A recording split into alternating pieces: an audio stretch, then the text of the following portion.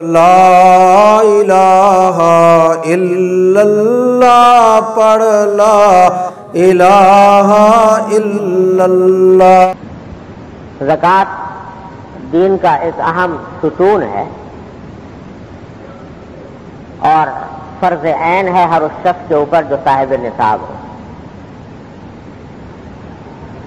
اور اس کے ترک کرنے پر بڑی سخت وعیدیں ہیں۔ الحمدللہ مسلمانوں کی ایک بڑی تعداد زکوٰۃ کی اہمیت کو سمجھتی ہے اور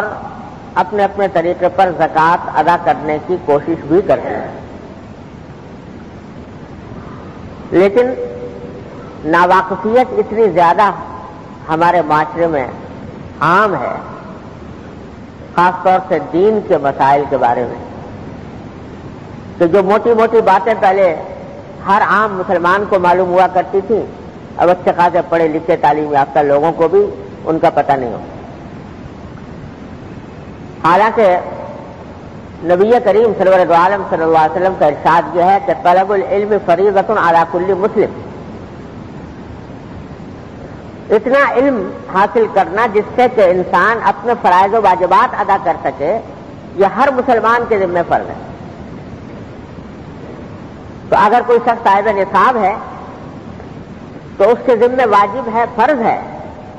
کہ وہ زکوٰۃ کے صحیح مسائل معلوم کرنے کی کوشش کرے اور اتنے معلوم کر لے کہ وہ زکوٰۃ کا صحیح فریضہ انجام دے سکے۔ الحمدللہ اردو زبان کے اندر بھی کتابیں موجود ہیں، چھوٹی بڑی مختصر مفصل ہر قسم کی کتابیں علماء کرام نے لکھ کر شائع کر رکھی ہیں کہ اگر آدمی چاہے تو ایک دو نشستوں میں پڑھ کر وہ مسائل جان سکتا ہے۔ لیکن افسوس ہے کہ غفلت، لاپرواہی، ناواقفیت اتنی زیادہ پھیل گئی ہے کہ چھوٹے چھوٹے مسائل بھی لوگوں کو معلوم نہیں ہوتے اور اس میں غلطیاں کرتے ہیں۔ کیونکہ مسائل کا علم نہیں اور احکام زکوٰۃ سے واقفیت نہیں، اس لیے